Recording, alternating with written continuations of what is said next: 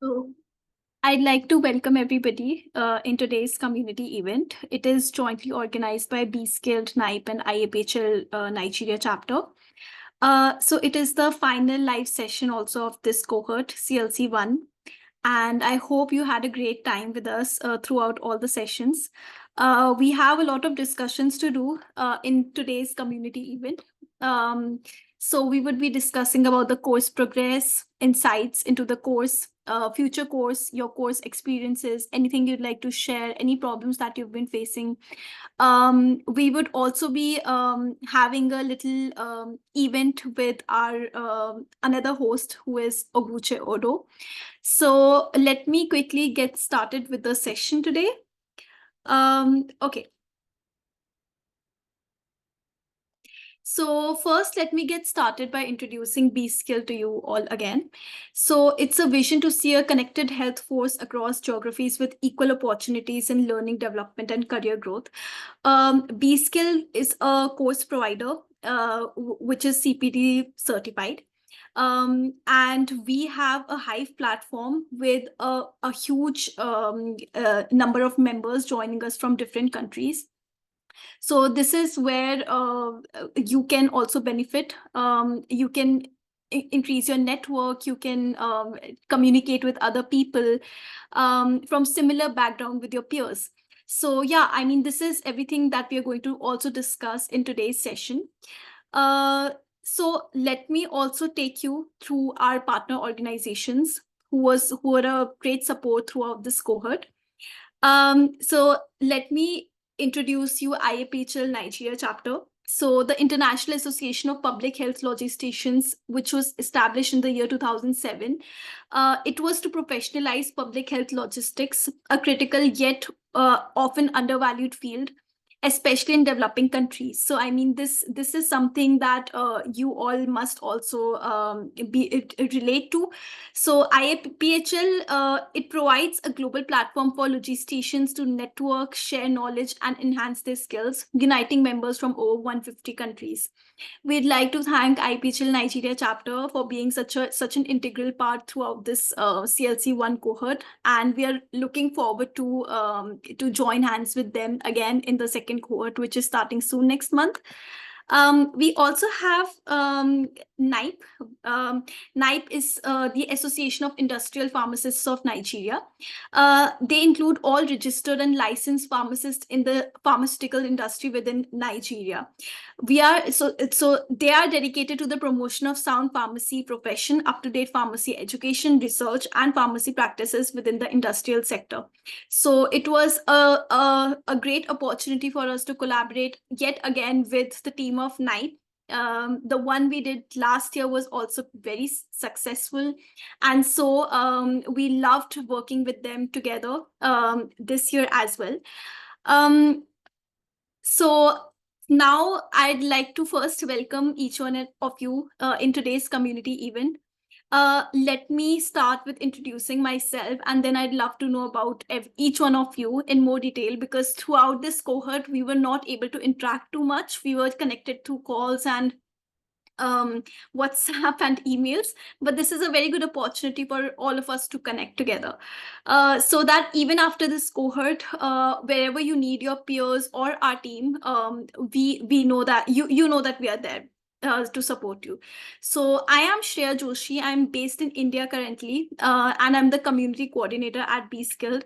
So whatever communications, whatever issues, errors, resolving thing happens through me and the another community coordinator, Muskan Bose from B Skilled. So she would be more included with you, involved with you in the next cohort. So you will hear more from her. So now I'd love to know about you. What do you do? In which enterprise you are currently? And what inspired you, most importantly, to work in the public health sector? And any message that you have for your CLC course peers today. So this recording would also go public. So of course, if you have any message for young learners or anybody who is aspiring to get into this field, you may please share that as well. It's over to you. Um, So please take 1 to 2 minutes to speak about whatever you'd like to share with us. So I'll probably take your names one by one. So if you're present, you may please speak about what do you do, and why did you get into this field, and any message that you might have. So do we have Mr. Yevan today with us? Let me also quickly check. Okay, I don't think so. We have Miss Chidinma with us today. Yes, I believe.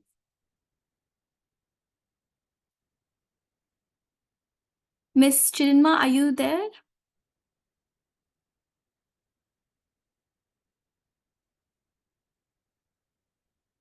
Please unmute yourself. You're on mute.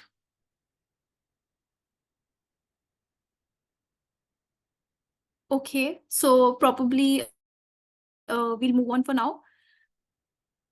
We have Mr. Abu Bakar.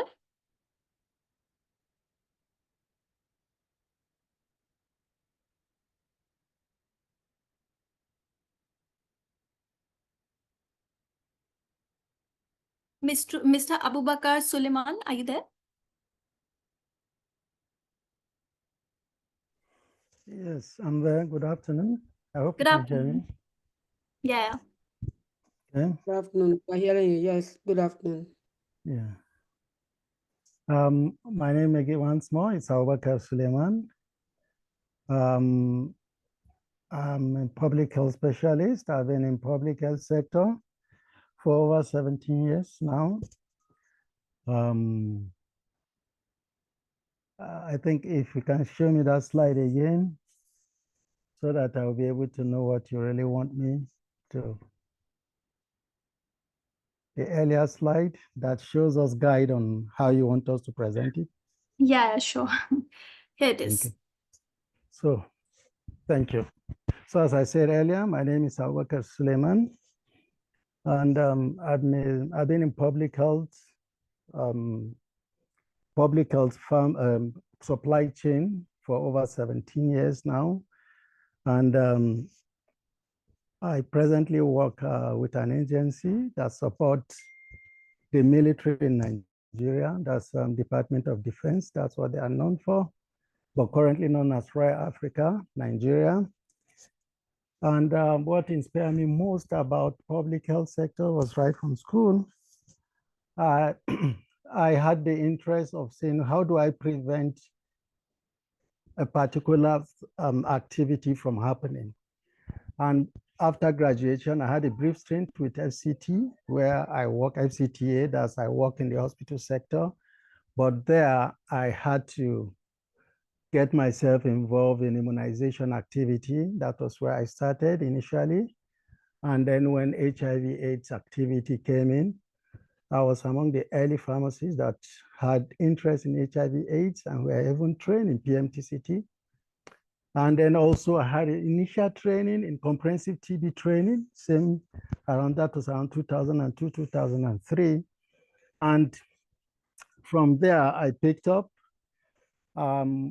I started supporting TB activity within the facility to ensure that TB commodities, I maintain them in the pharmacy, and then from the pharmacy, I get it to the dot center within the facility, that's Metema Hospital. Thereafter, I became the focal pharmacy for PMTCT. Gradually, when I was moved from Metema to Wuse General Hospital, I became the ART pharmacy focal person. And I managed that until I left the government in 2007. And I joined GAIN project then. And from there till today, I've been in full-time into public health practice, especially with pharmaceutical care, and then focus also on supply chain heavily. That's a brief about me. And it's been a worthwhile experience so far. I've been in the live sessions, and I've been interfacing with that with some of my colleagues. Though never had one-on-one with them, but I think it's an opportunity for us to get to know each other better. Thank you. Thank you so much, Mr. Abubakar. It was great knowing your experience. You're really experienced in the field as well. So thank you so much for joining the CLC1 cohort. I hope it was useful for you. Thank Very, you. very. Yeah, thanks. Thank you so much. That's great. Okay, moving on, we also have Mr. Ahmed today with us. Are you there? Mr. Ahmed?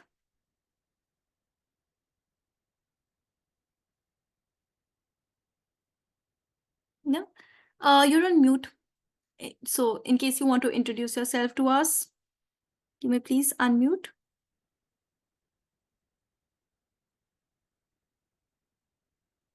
Okay. Let me also see the list so that I don't miss out on anybody. Okay.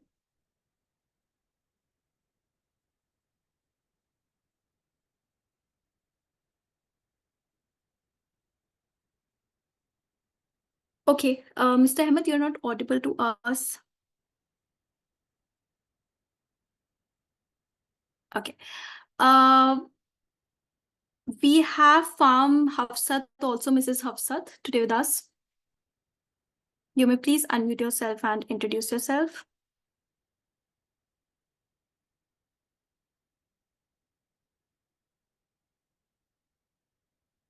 Mrs. Hafsat, you there?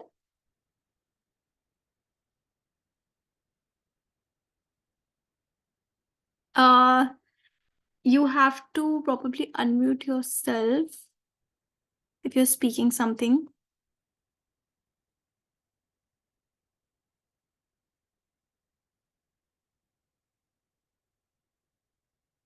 If there's any technical issues, by the way, in the session, you may please let me know, okay? By chat, by WhatsApp, I'm reachable there.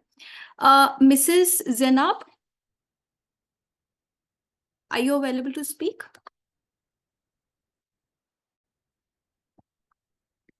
Sorry, is it me? Zainab Galadima? Yeah. Okay. Good evening. Yeah, good evening, everyone. My name is Zainab Galadima Abubakar. I actually practice with University of Abuja Teaching Hospital. I'm the chief pharmacist there. I have an MSc in public health, and I have great interest in global health. And that was what led me to pursue this program, to be part of this supply chain management program, in order to, have to ensure that there's access to essential medicine and also healthcare products, to know how to pursue this supply chain management. And what inspired me is that being the fact that I'm working with the NHIS pharmacy, I'm managing the dispensary. So I want to know more how I can be able to reduce costs of medications, enhance patient outcomes, and also how I can support when there's a pandemic or any endemic cases, how I'm prepared and how I can respond. Those were the things that inspired me to go into this supply chain program. What I have for my colleagues is I'm actually excited embarking on this supply chain journey. It was really a very nice journey. I learned a lot. I got support from each and every one of you here, and I look forward to doing a lot of things with collaborations with each one of you. Thank you so much. Thank you so much. That's really kind of you. I hope the cohort was useful for you, and we are here to support you in any and every way possible. Thank you. Okay. I hope I'm not missing out on anybody. Anyone else who'd like to introduce themselves, you may please do that. Now is the right time to speak. You may please unmute yourself and speak.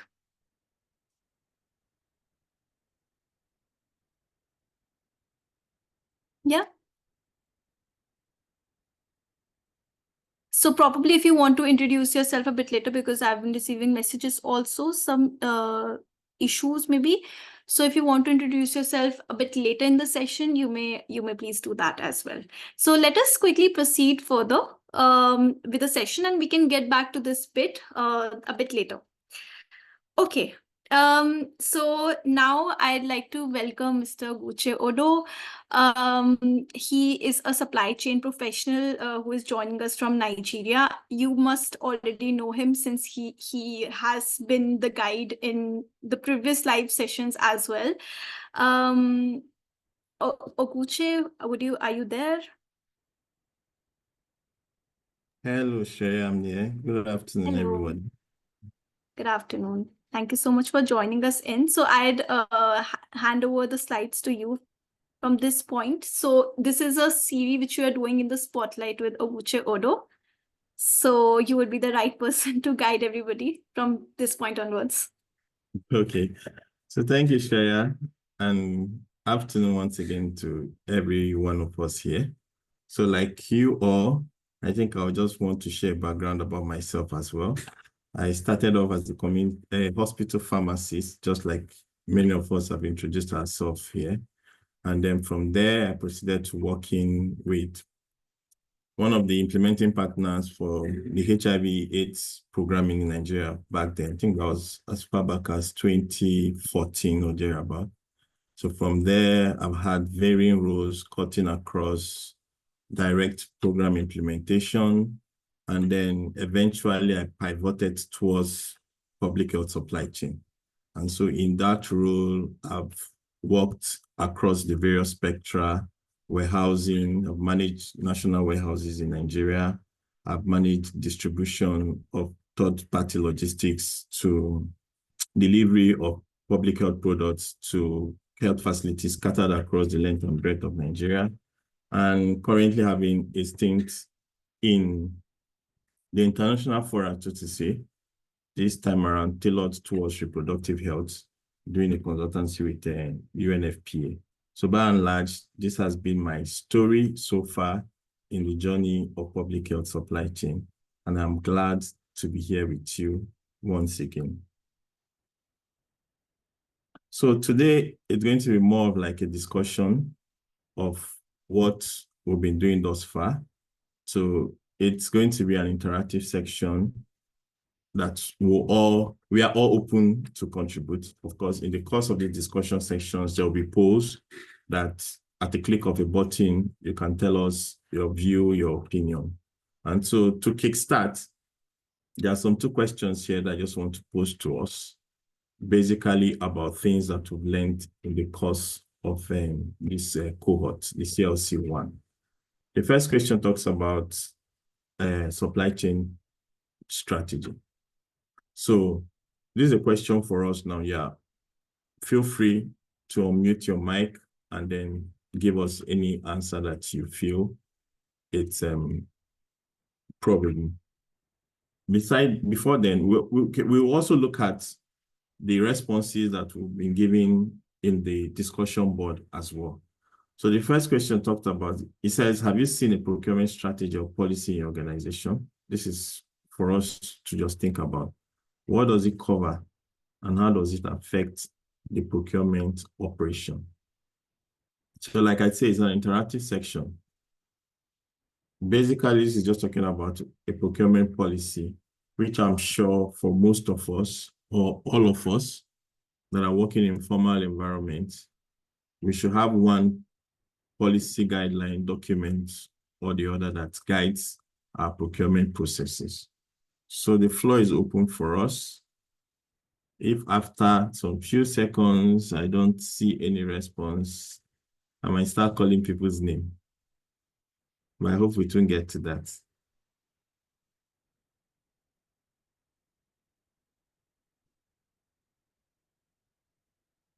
Hello.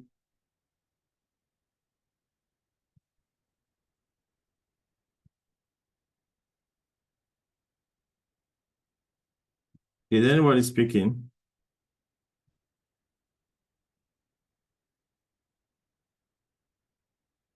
So you can unmute yourself to speak.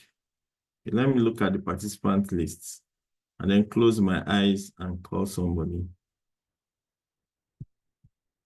Pharmacist Festus, can you just give us an overview of what you think a procurement policy is? Have you seen one in your organization, and what do you think it covers?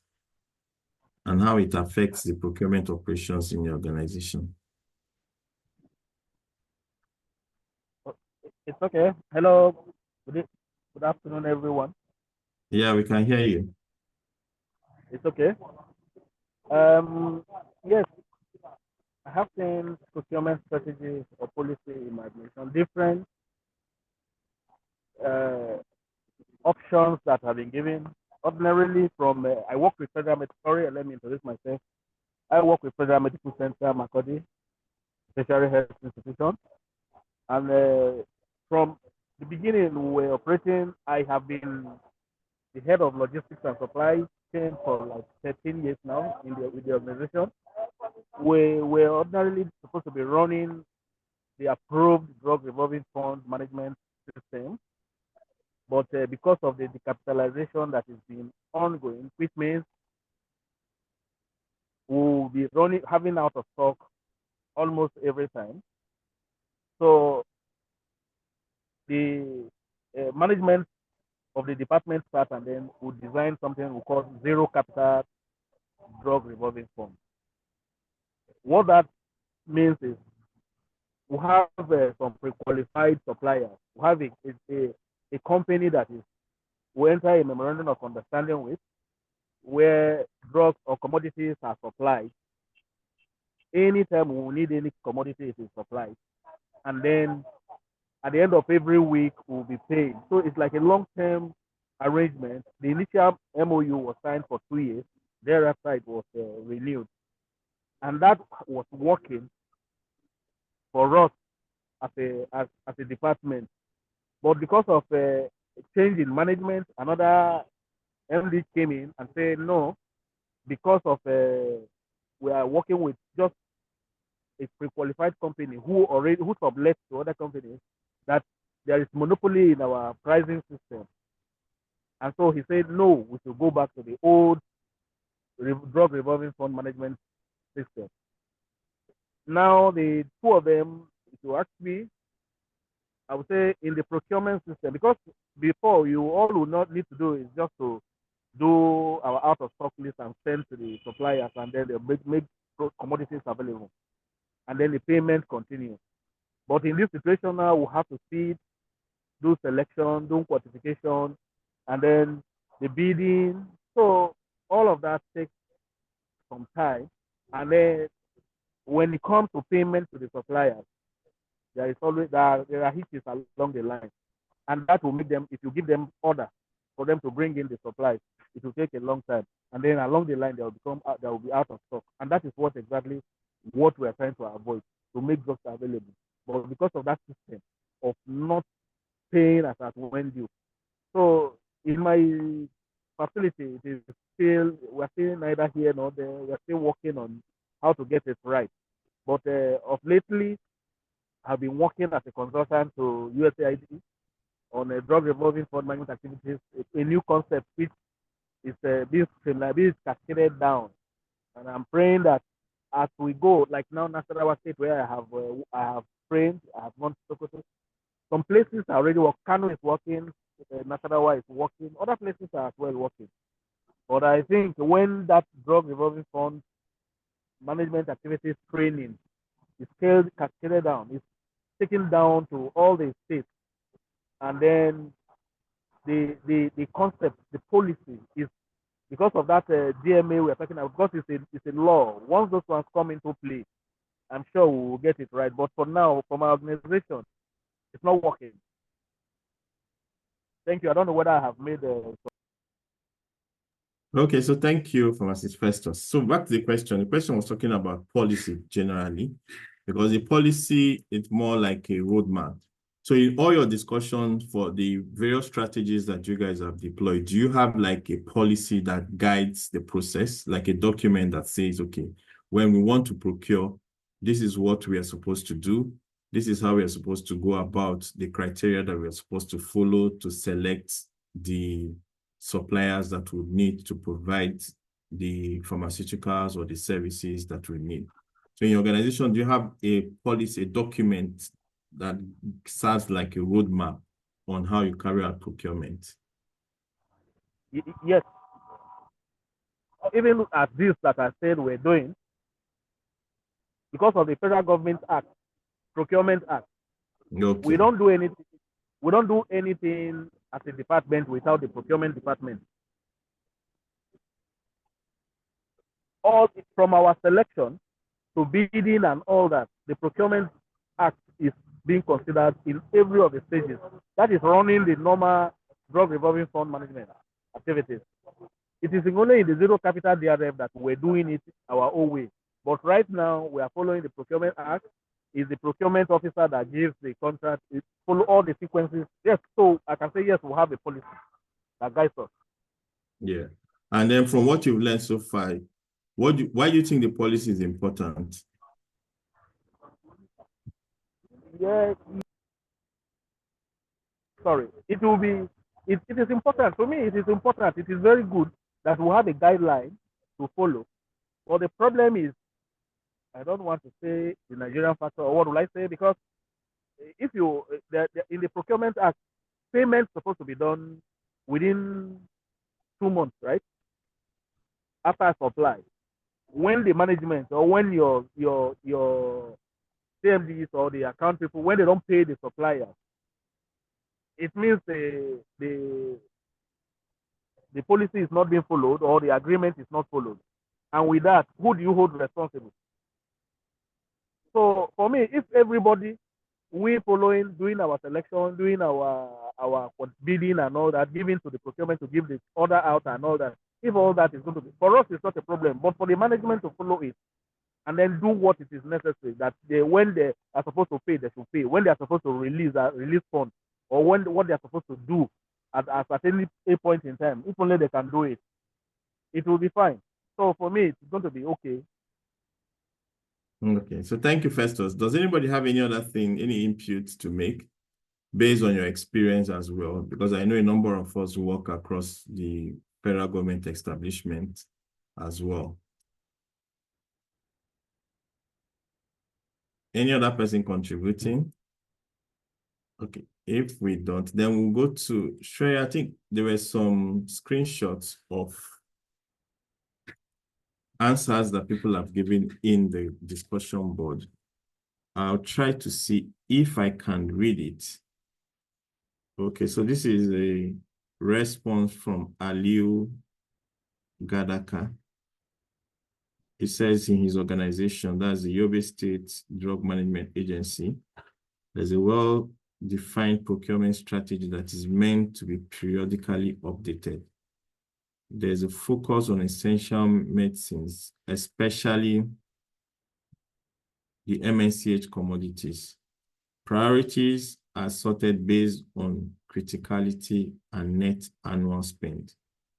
There are SOPs that cover the aspects of sourcing, contract management, risk management, and procurement planning. The procurement strategy is tailored to the overall objective of the organization through the procurement function. So this was a response from Aliu. Aliu, are you here to give us more insight into what you've written here? I'm trying to check the participant list if he's here. Okay, I don't think he's here. But overall, the policy is like a roadmap, just as Pharmacist Tony talked about. And the truth is, based on the peculiarities of your organizations, you can review it. It's not cast in stone. So for the federal government establishment, maybe like the Federal Medical Center, you have the Public Procurement Act like a guide, but you can tailor, you can draft your own policy, which will not be in conflict of that, but adapt it to the peculiarities of your organizations as well. So let's see, I think there are about 2 or 3 responses from the discussion board. Let me see if I can still see another one to read to us, okay? This is from Frederick. Said, yes, in my organization, there's a procurement policy and guideline that spells out the processes that needs to be considered while purchasing goods and services. Some of these include competitive bidding, contract management, purchase request checklists, pre-qualified suppliers. I think first is talked about pre-qualification of suppliers. There are certain criteria that you need to follow to ensure that that supplier will be somebody who will provide quality pharmaceuticals, who is reliable. When he tells you his lead time is 2 weeks, then 2 weeks will be 2 weeks. Also, in terms of managing relationship with the supplier. So those are the things that the policy would need to spell out. While I'm reading through, if you have any insight, you can as well raise your hand or mute your mic to speak.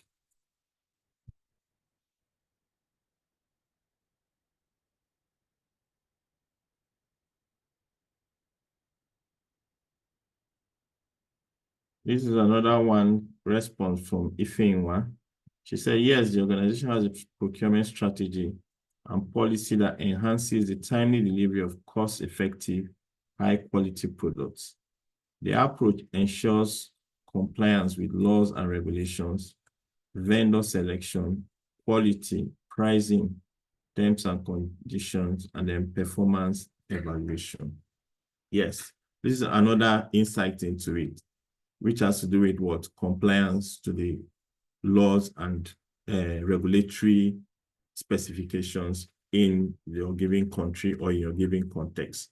So this policy spells out. So in general, like I mentioned previously, the policy, the procurement policy or strategy is more like a roadmap that gives you the steps, the direction you need to follow. And most often, especially in the commercial sector, it aligns with the organizational goals. So if, for example, the organization you work for, maybe like a private organization whose competitive strategy, it's more about tailored towards cost reduction, of course, your procurement policy would toe along that line as well. If it's tailored towards responsiveness, making the product available close to the end user as close as possible, of course, your procurement policy also tailor along that line as well.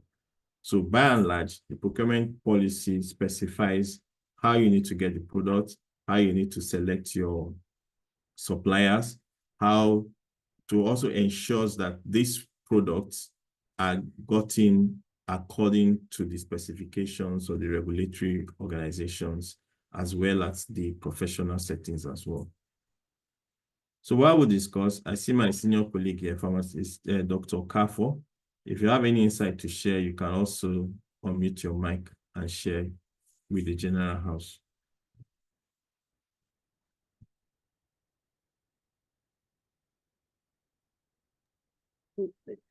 Thank you, Pharmacist Oguche. Not yet.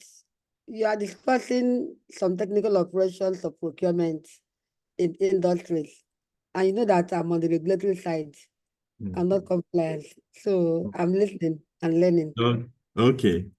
Thank you. So we are going to do more like a poll now. And then it's a question for all of us, those of us on board, to answer. It says what? How often does your organization update its procurement strategy or policy? So there are about 4 options here. You can just click whichever you think it's applicable to your organization, and then we'll view the poll later on. So the poll starts now.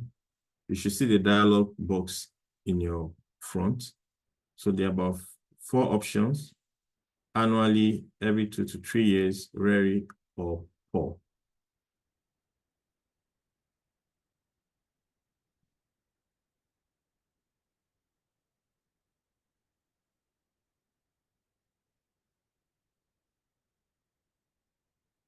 Okay, I think the poll should be done. Shreya, can we have access to the poll results?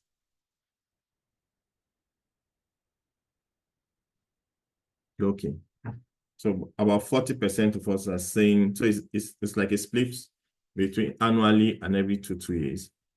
Some says rarely, and then poor, it's 0. So ideally, a procurement policy needs to be reviewed from time to time.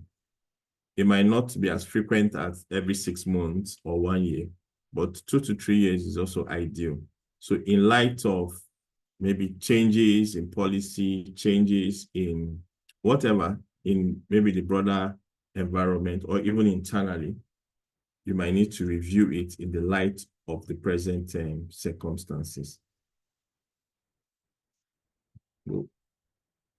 Okay, this is another question. It said, which area does your organization's procurement policy prioritize the most?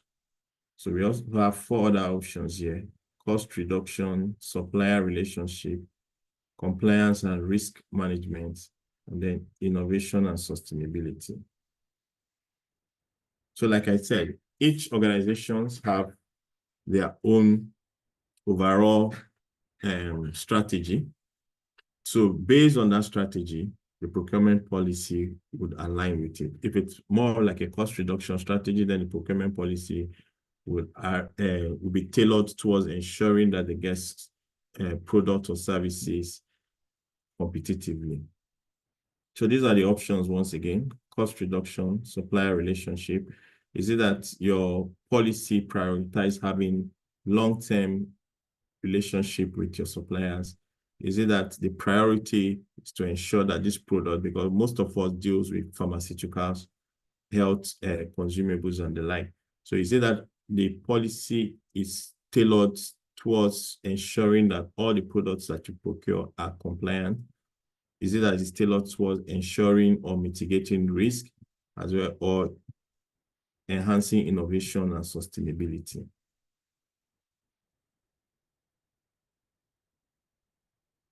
So the poll should be over now. Let's see the feedback. Okay. So most of the options here is talking about innovation and sustainability. So for those of us that answered innovation and sustainability, can someone just elaborate on this?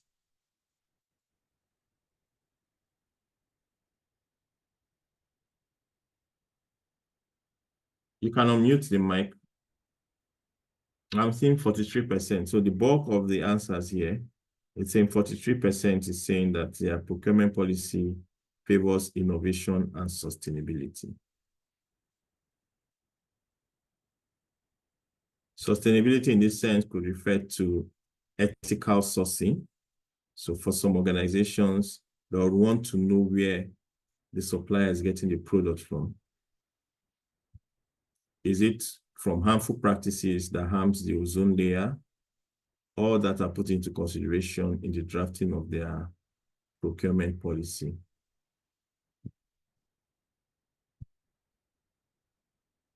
Hello, for those of us that answered innovation and sustainability, no one is coming up. And unfortunately, I don't have the details of those who answered that. But basically from the results, a lot of us, our organization, their procurement policy is tailored towards innovation and then sustainability.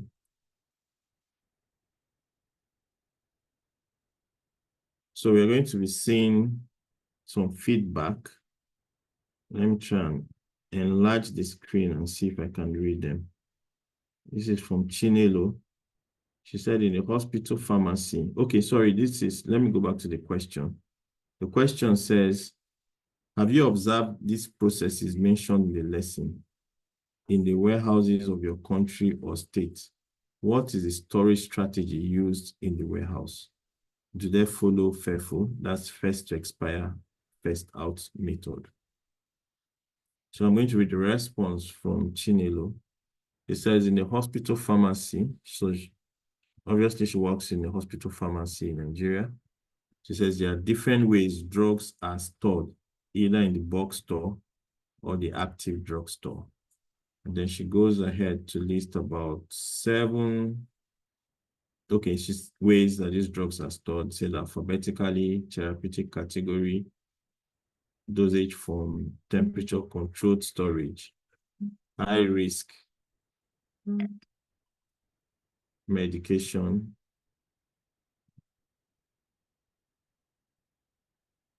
controlled substances, and then stock rotation, first expiry, first out.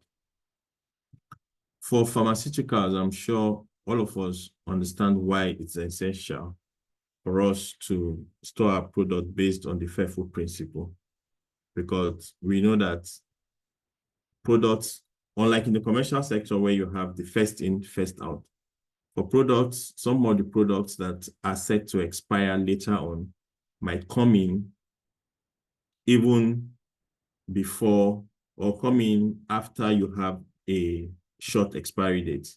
So basically, the objective of the FIFO principle is such that whichever product is expiring first should go out, so that you don't have the situation where the product will expire on your shelf. So this is a question for all of us, especially those of us working within the hospital pharmacy or working in pharmaceutical distribution centers. Do you follow the FIFO method?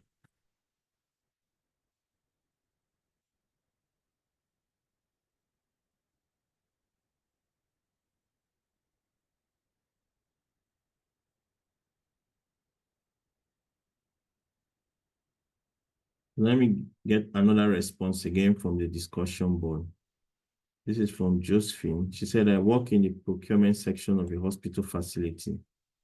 They maintain 2 separate stores, the central medical store and the active store. The central medical store serves as the bulk store where procured medicines and medical consumables are received and stored for further movement to the active store through the push or pull system. The active store distributes the product to the end users where it will eventually be dispensed to the patients. So they utilize both the inbound and outbound process in our warehouse management processes. Okay. So basically, she said, okay, for her, she says stock movement utilizes both FIFO, that's first in, first out, and early expiry, first out, or first expiry, first out. First item received are first ones to go out. Earliest expiry are the earliest to go out. And it's usually utilized when products have limited shelf life. So for the first in, first out, most often it's applicable to consumables that probably do not have expiry dates. So those ones, you just follow that principle, and then those who come in first go out first. But for the medical consumables, the medicines, since the expiry date is the more paramount indicator that you use, parameter that you use, those that are expiring first are supposed to go out, leaving the long dated ones in the warehouse to avoid a situation where they will expire within your store or warehouse.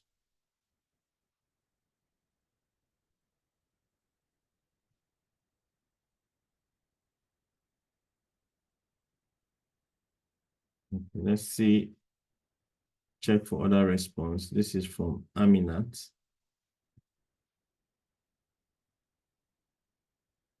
Okay. She's talking about the inbound and outbound processes in her storage facilities. The inbound include receiving medical supplies, inspection, put away and shelving, while the outbound processes talks about retrieval of this product from the storage location, picking and packing, and then distribution to the last mile. And that the first expire, first out method is used in her organization. While I'm reading through, if you have any insight from your end as well, you can also unmute your mic and speak so that it won't be like, it's more like a monodialogue. Remember, it's supposed to be what? An active, interactive section.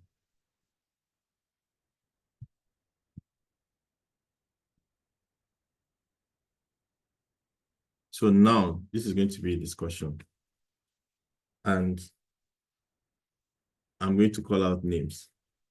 It says, have you noticed if warehouses in your region implement organized storage strategies such as zoning or ABC classification to optimize space and efficiency? So this is a question for us. Let me look through the participant list and then close my eye and call somebody again. Okay. Blessing, can you give us your thoughts on this? Blessing Abo. Hope I got the surname right.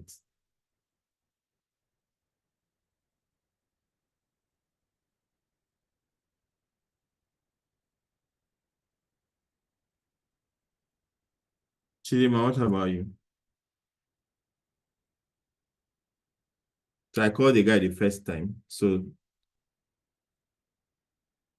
to ensure gender balance, I want a female to throw more insight on it now. Blessing or Chidima. Any insight from your end?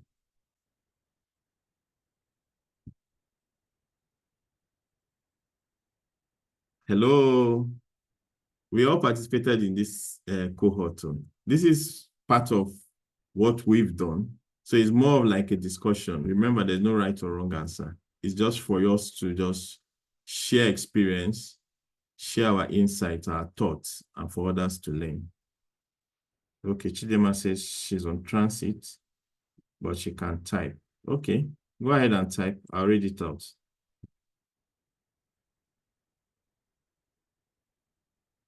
While we await the response from Chidema, does any other person has any insight to share? Any thoughts regards to the storage strategies?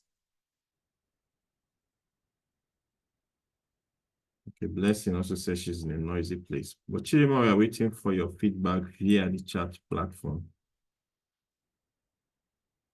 Or before we proceed, basically these are, okay.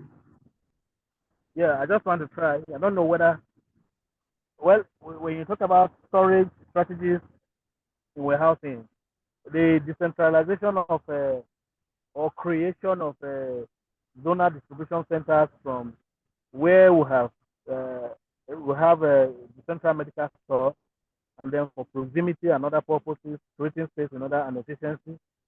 Okay, so this particular question is with regard to a storage facilities. Say, let's say in your pharmacy store, that's the bulk store now. How do you store the products? There's the ABC classification that is based on the cost value. So the most expensive one, you can classify them as A. The median expense, in terms of the expense, the cost, the median ones will be B, while the least expensive ones will be C. So do you have any strategy for storage of these products within your warehouse? The goal is to optimize space and efficiency. Yes, I understand. But I think in my store or in our own store, what we do is the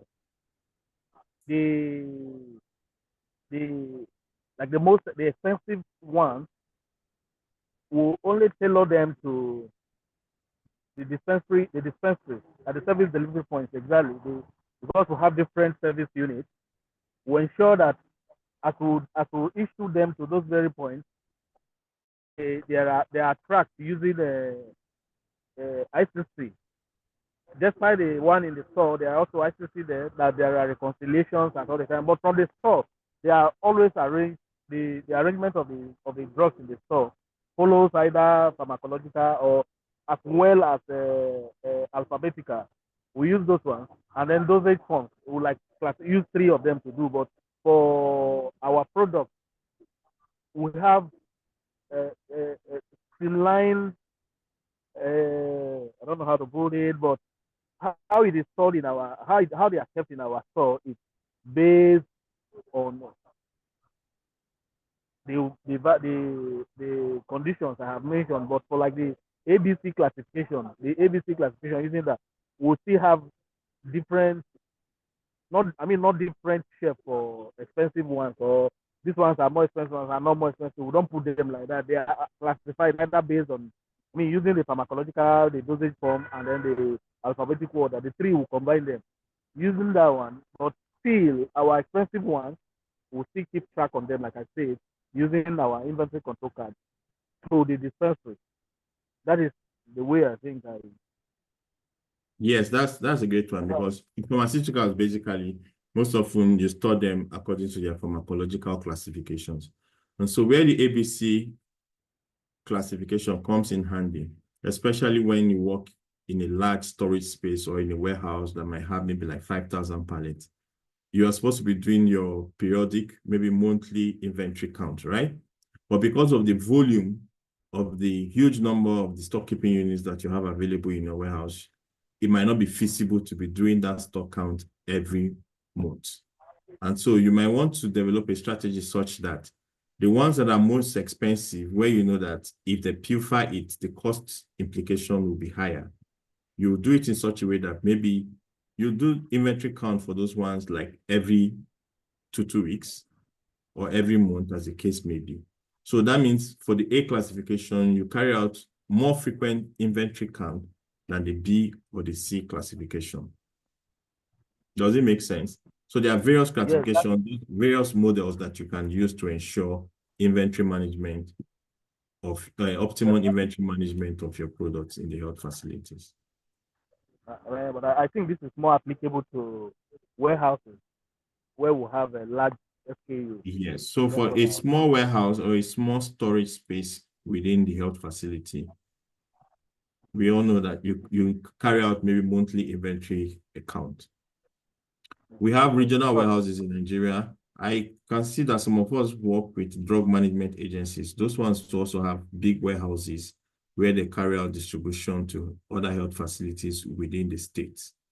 Does anybody here work with a drug management agency or any of the regional and zonal warehouses that can share more insights?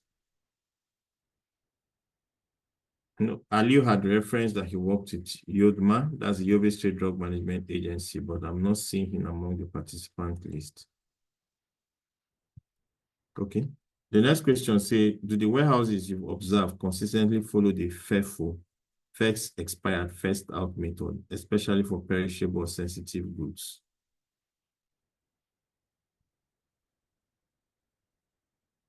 While you are with your feedback, I want to share my own experience here. So, especially for those large warehouses, first we talked about inventory control cards. Inventory control cards are ideal, most often for small warehouses. But where you have a very large warehouses, that's where warehouse management systems comes into place. They become very, very useful, especially when you have a large distribution center. And this distribution center, this WMS, the warehouse management system, as part of their inbuilt capabilities, ensures that first to expire, first out is principle is followed. Because especially for pharmaceuticals, as you are receiving, I think somebody talked about the inbound processes and then the outbound processes in the discussion forum. So in your inbound processes, where you are receiving these products into the warehouse, you are keying the expiry date, the product parameters basically, and the expiry date is part of what you are keying. And so based on that, the warehouse management system picks that automatically, especially when you want to do pick and pack. So it's done such a way that it's those that are the earliest to expire that are the ones that you pick first, leaving behind the long-dated products. And of course, one thing with computers is more like garbage in, garbage out. So if your inbound processes is wrong, especially with the receipt of this product and key in of these parameters, it might affect the products that are picked from the shelf for pick and pack and subsequent distribution. Okay, so let me go back to the chat.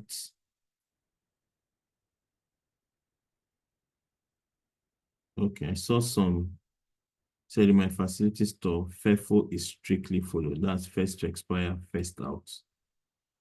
Okay.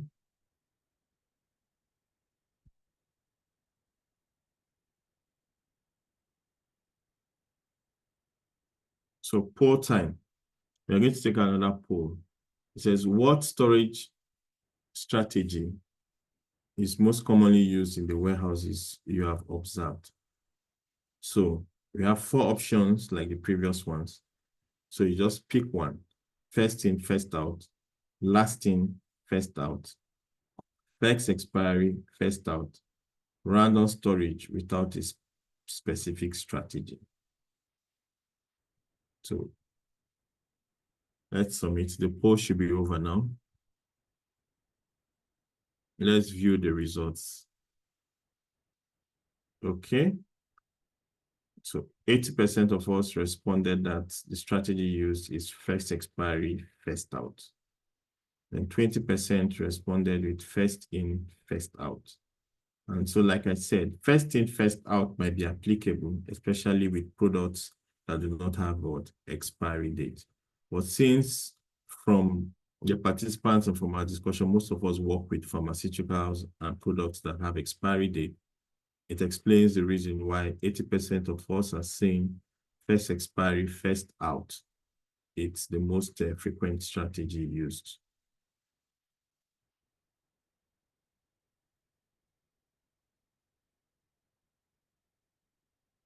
I have another question here. It says, what is the most common challenge faced by warehouses in your area when it comes to implementing effective storage strategies? We have 4 options as usual: lack of training, insufficient technology or systems, inadequate space management, and poor compliance with storage methods like FIFO. So we know where we work, we know the warehouses you observe better. And so from your experience, from your observation, which of these options do you think is the most common challenges faced by warehouses in our context?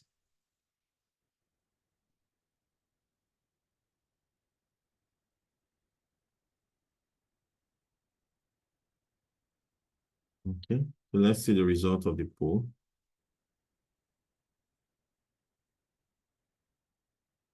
Okay, 83% of us are saying insufficient technology or systems, and 17% are saying poor compliance with storage methods like FIFO. And so warehouse management systems, material handling devices are very, very essential, especially when you have a very, very large warehousing space. Because if you don't have access to this equipment and technology, it will affect the output, the efficiency of the output of the warehousing practices that you are carrying out. And so, like the use of inventory control card, while ideal for a small setting, if you have a warehouse that maybe has about 3,000 or 5,000 pallet capacity and is filled to full capacity, between me and you, we know that it will be very, very difficult using your inventory control cards to effectively manage the inventory of the storekeeping units that you have available in that warehouse. So technology is very, very important. Not just having it in place, but being able to use it. Compliance is another option that we selected with storage methods. But one good thing with the technology is that if you have a well-suited WMS, warehouse managing software in place in your warehouse, and that you have the skill set and the capacity to use it effectively, it will help to mitigate this instance of poor compliance with storage method. Because the way the warehouse management softwares are captured is such that the first to expire products are the first that is issued out from the WMS for the pickers to pick from the shelf.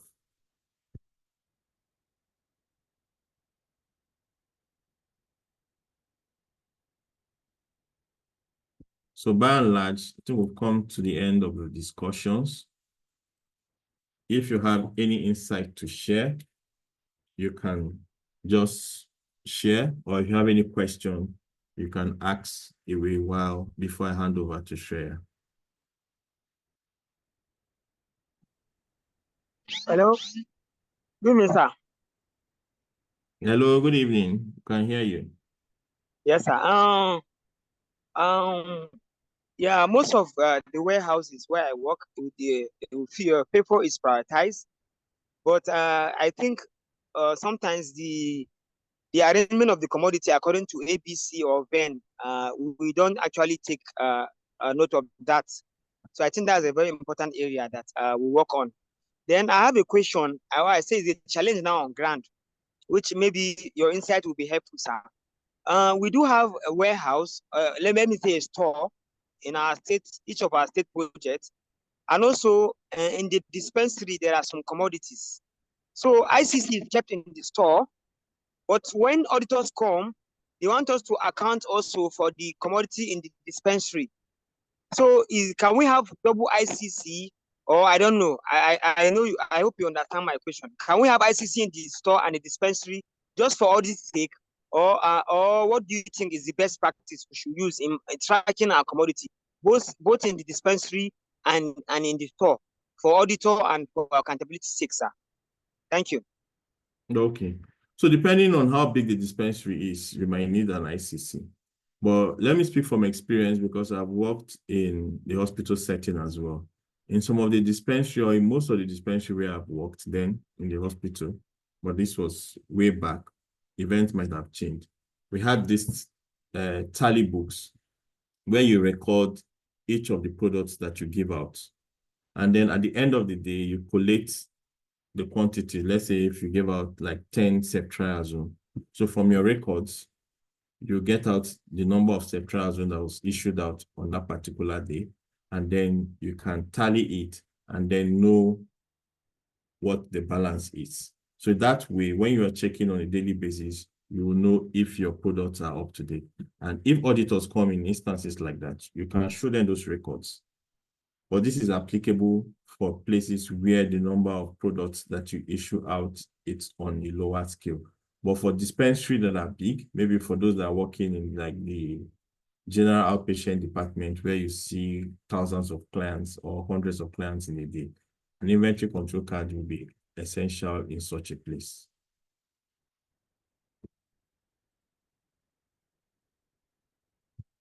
Any other question or comment before I hand over to Shreya?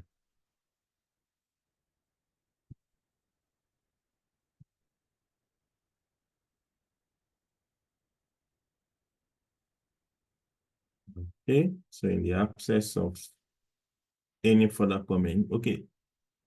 Ahmed is saying it's clear, okay.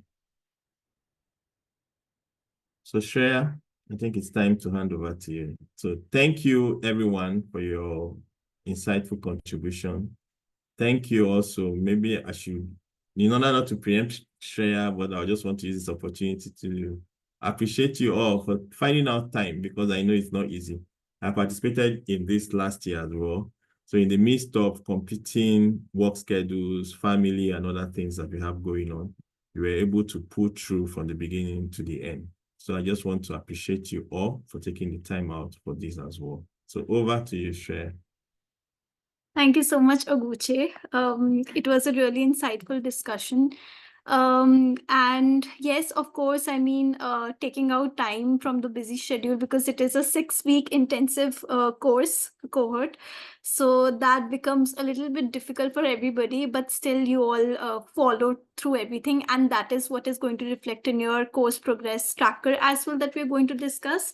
But first, I'd like to thank you, Oguche, for facilitating us through this session because the questions that were included in this session with you was everything from the course, from the different modules. So I hope everybody enjoyed the discussion. It was insightful and it was a good revision for you from the course. So the ones who were not able to reach yet to this stage in the course that for this discussion, so now you already have a lot of insights. So before you submit your answers, you can think about it. You can review the audio recording maybe again. So moving forward very quickly, now I'd like to take you through the next section that is about your course journey, your CLC1 journey. So most of you are also going to be a part of the CLC2 journey because you've already registered for that. So we'll be discussing about that as well. What are the other opportunities we have, other things other important elements we have. So let's go through that very quickly. So okay, first let's discuss your course progress till now. So I'm very, very happy because in this particular cohort, I mean, most of you are about to complete the course or have already completed the course. So hearty congratulations to you on completing the course on time. So the ones who have completed the course would be receiving their CPD certification soon in a certification ceremony that we are going to host in Nigeria. So stay tuned for that session as well. But let me call you out. So Aliu, Frederick, Josephine, Zenab, Aminat, Festus, Abu Bakar, Suleiman. So you all, and I believe Ahmed as well, you all have already completed 100% of the course, which means that you understood the course very well. We know that the final evaluation test is not at all easy, and many are not able to clear the examination, final exam, in the given 5 chances. But if you have cleared it, it means that you were focusing in the lessons, you took everything very seriously, you implemented your knowledge very well, and now you are able to complete the course as well. We have many others who are following up, who are about to complete the course. We have Ohunin, Utino, Isaac, who are in 98%, I believe. Yes. And before that as well, in 80s, we have Chinelo. In 70s, in the line of 70s, we have Hafsat, Bithil, Chidinma. The ones on 60s, we have Blessing, Theophilus, Paul, and below that we have Ume and Mariam. So the ones who are left behind right now, who have not completed the course yet, you know that the last session was it today, and your course expire will be soon ending, and you would not be able to access the course anymore, which means that if you get late, you would not be able to give your final evaluation test, you would not receive your CPD certification. So whatever hard work you've done all these 6 weeks will go in vain, go in water, right? So please ensure that you are as soon as possible completing all your lessons, units, modules, everything, clearing your final evaluation test in the given 5 chances to receive your CPD certification, because soon we'll be hosting the certification ceremony as well. All right. So I mean, it's a great progress tracker. I mean, overall, have been watching your progress over the weeks. So congratulations on that. The ones who are left behind, kindly connect with me or maybe some trainer if you're facing you're getting stuck somewhere, you're facing any type of issues, always connect with us. We are reachable, right? Okay, let me also now take you through some tips that our trainers have specially mentioned to me so that I could share it with all of you. The ones who are left behind now, because you have, say, a week left probably before the course expires.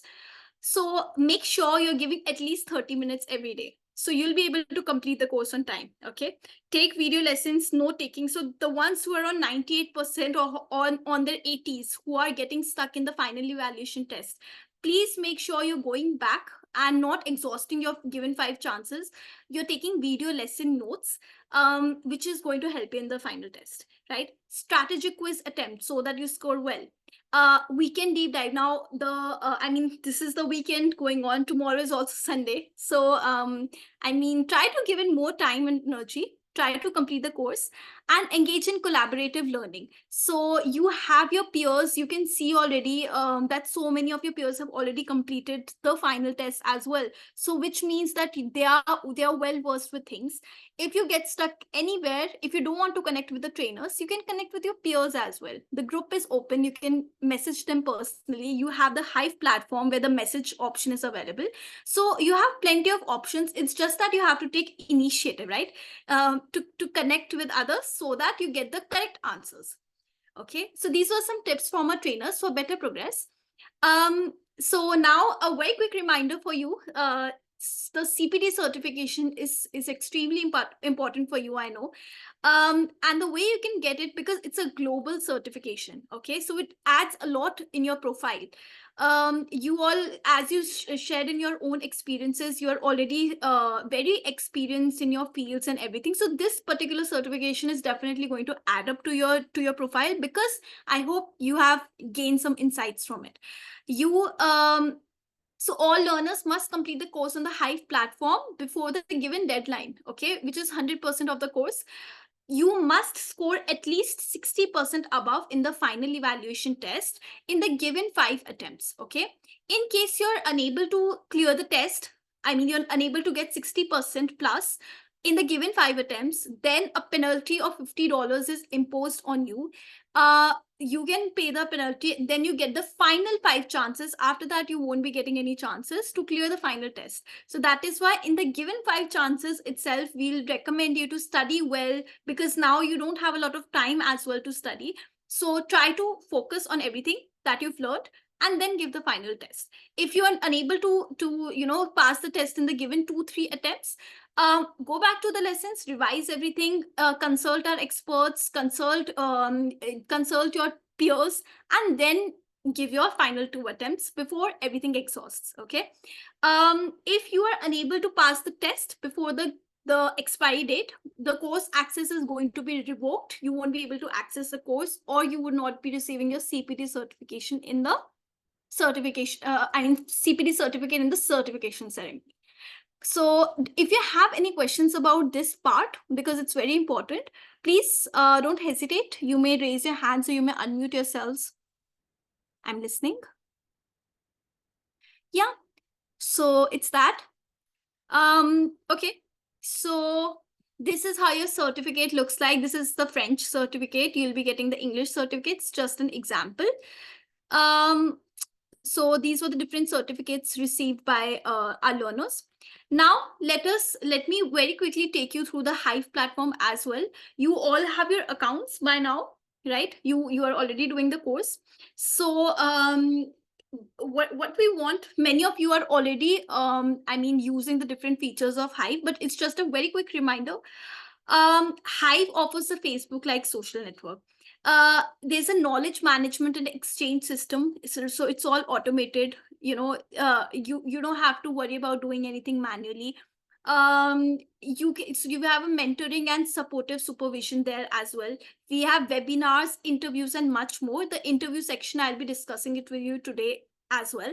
We have a live classroom integration, which you already know about, and is a learning system that promotes collaboration. So these are some features which you might already be aware of by now. So let me take you through the courses also. So in the first session, if you remember the introduction session, I took you through these courses. And after that, we saw that so many of you have already started these courses or have done these courses. So these are absolutely free of cost, and they're certification courses, very small courses, which is going to help you add value to your profile. Active learning session 1, active learning session 2. So in your course page, if you scroll down at the end, you will find these certification courses, okay? So if you have not done these courses yet, and you've already done your CLC1, now you have a lot of time, right, left before CLC2 starts, you may please do these courses on the Hive platform. Okay. Yeah, what's more on Hive? We have different webinars and different workshops which we keep on posting about on the Hive platform. So if you are active there, you might know about it. So don't miss out on that, because this time was more from the Nigerian context, but we also post in general content, right? So if you're interested in that, so people from all over the world are joining the webinars and sessions and whatever activities, which are games. So a very fun activity is also going to be launched very soon on the Hive platform. So if you want to,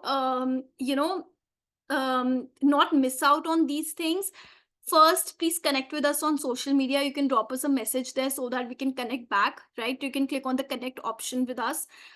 We are B-Skilled on social media. You may also connect with NIPE and IAPHL Nigeria, they also, keep on launching some such activities for everybody. And the second way you can get to know about these activities is through our Hive platform. Okay, on Hive platform also we post. If you're a part of the WhatsApp network that we have, then also we keep on posting the announcements. But if you're not a part of the WhatsApp network, you may like drop us a message and we can add you in there.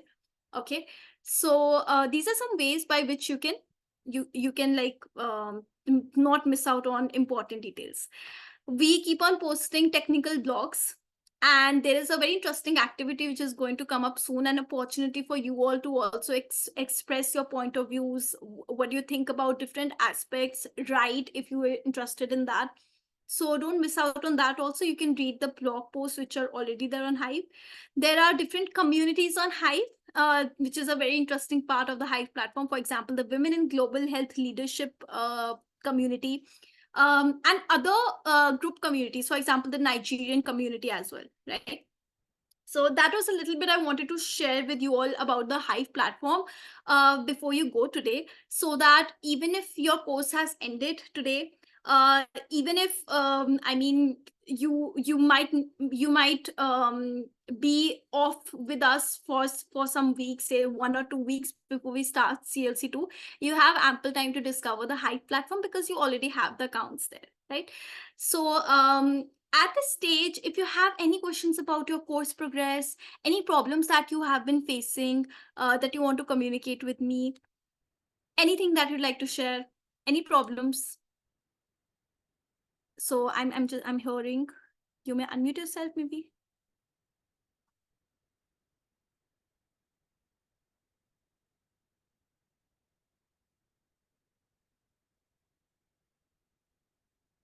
Yeah. So I hope everything is clear till this point, right? Now, a very quick note: CLC2 is starting, and the ones who registered for the courses together, CLC1 and CLC2, they benefited from a 50% discount already. CLC2 is open only for the ones who have done CLC1. If your peers, for example, there are some of your friends or peers who want to join CLC2, but they haven't done CLC1, right now is the chance they can avail that at a 40% discount, the early bird scholarship. But this early bird discount period is ending soon this month. So by this month end, the discount period is going to end. Okay. So after that, they have to pay the complete course fee, which is NGN Nigerian Naira 149,000. Okay. So we would not allow everybody to join the CLC2 course because, of course, it's the next step from CLC1. It's a little bit more technical and it adds more value to a person's profile. So if your peers want to join in, they can connect with us, and if we feel that yes, they'd be able to go through this CLC2 course, they would be able to cope up with the difficulty level, we would love to welcome them as well. Okay, so if you have any peer which would like to do CLC2 directly before CLC1, you may also connect with us. Rest, most of you I know have already registered. The ones who are left, I think 2 or 3 of you are left to register for CLC2. You may do it now. It's a very good chance for you. So yeah, I mean, we are closing the seats very soon. So till this month end, we are accepting the registrations. Next month, for first weekend or second week, we are going to start with CLC2. I'm going to tell you about, I'm going to update you with all the details regarding the same. You'll see Muskan more, the other community coordinator more in the CLC2 course. But of course, I'll be reachable to you all via emails or WhatsApp or social media. Okay, so don't hesitate to connect with me or any of our team members in case you're facing any issues, you want to discuss anything. We are open to that. Now, the last two important parts. before we go. So we have a series called the Profile Showcase series, or the Close-Up series, where supply chain professionals from all over the world, they share their insights, their experiences, like their complete journey, that how did they get to the stage where they are. So for example, we have Oguche's story posted on our global platforms, and we have many other supply chain professionals, like Dr. Okafor as well, whose profile has been posted on our global platforms. So this is a very good way by which other supply chain professionals from different parts of the world, or pharmacists, they are able to connect with the person after reading their profile. So this is a very good chance for you. We'd like to invite you to take part in this this particular activity. So what me and Muskan, we are going to do is, we are going to share the link with you via mail in the coming week. And the ones who are interested, they can fill in their answers, they can give their insights, their images, whatever thing you'd like us to involve in the blog post. We are going to study your experience, your story, and then the blog post is going to come out. Okay, so this is the Profile Showcase series. Some examples we have included here of people who have given up their profile, given their profile to us. Now in global conferences like the PTD Indaba conference, if you know about that, we we take this opportunity to showcase your profiles also in such global conferences. Okay, so so that people and different experts, different leaders are able to also know about you, because you have done some amount of hard work, you have achieved some amount of things to reach this place. So I'll encourage everybody, each one of you, to kindly submit your answers to us, right? And once your profile is posted, approved and posted, everything, all the processes would be done. The links would also be shared to you and your peers, okay? So this is the Profile Showcase series. Stay tuned for that. We'll be sharing about that the next week.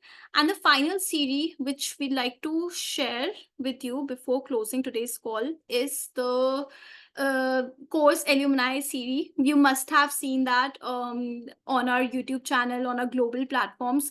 So this is a chance where you can also hear from other supply chain professionals who already participated in the CLC Supply Chain for Health training.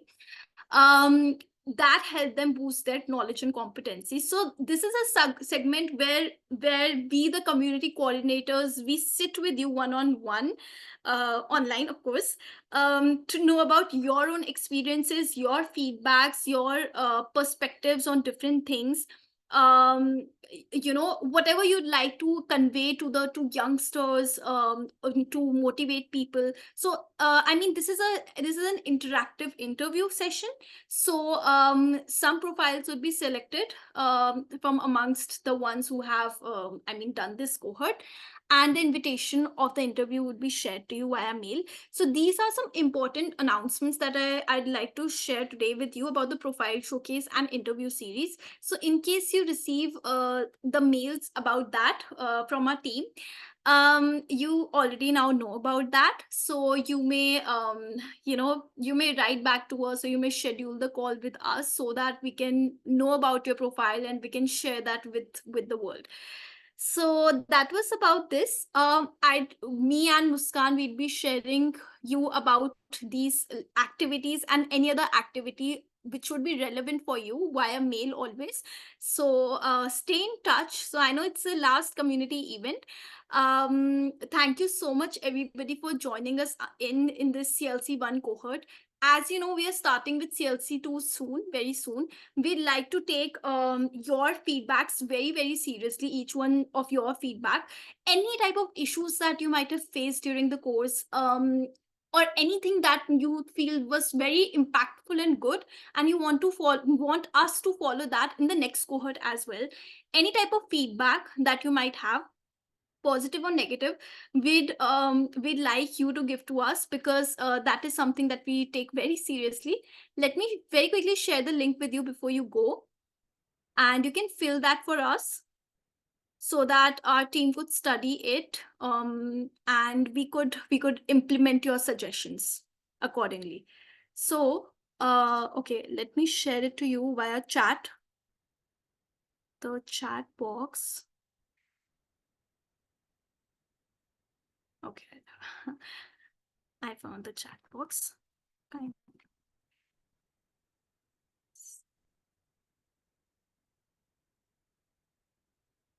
So this is the feedback form. I'll be waiting like 2 minutes for you so that you can fill in, so that I know that you're able to access the form, and I'm able to receive your answers as well. So kindly fill the form and let me know when done so that I could see that I've received your response. The link is in the chat box. Hello, good evening. Good evening. How are Okay, you doing? please, I have fine. I have a question. I paid and registered for CLC1 and 2, but I have some commitments. I won't be able to participate in CLC2 this year, but I paid for both.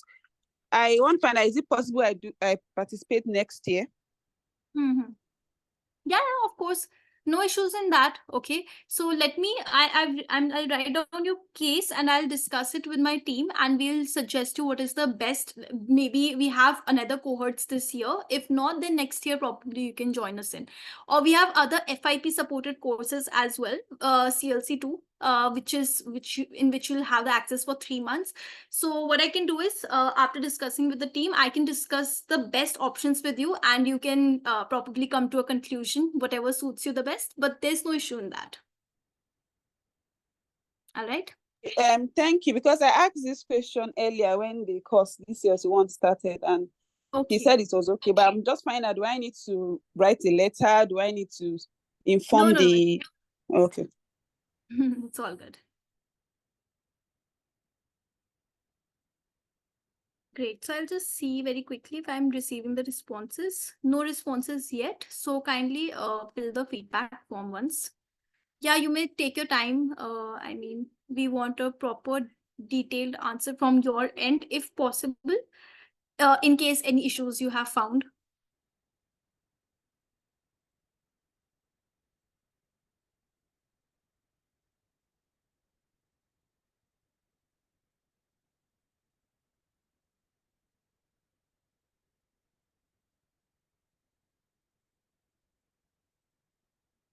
Also, before you all go, would you mind switching on your cameras for a minute or so that we have a group image for social media and for the Hive platform, for the global platforms, newsletters?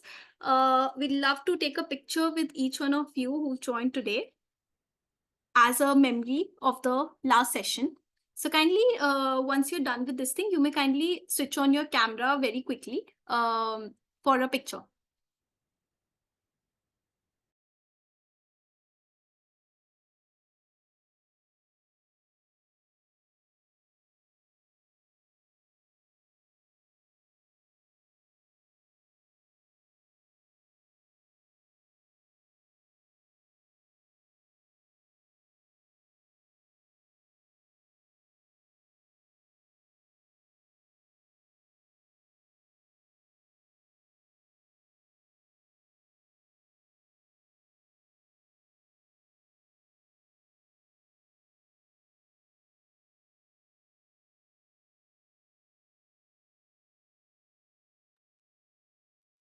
Okay, I'll very quickly take a picture if anybody else wants to join us in the image.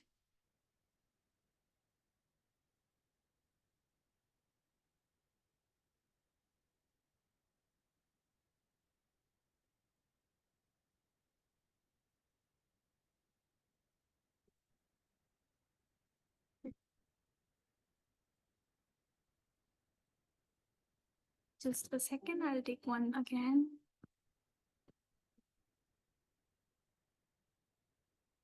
Lovely. Great. Thank you so much, everybody. Great. So thanks once again, Dr. Okafor, for joining us in, Oguche for facilitating through the sessions. Thank you very much.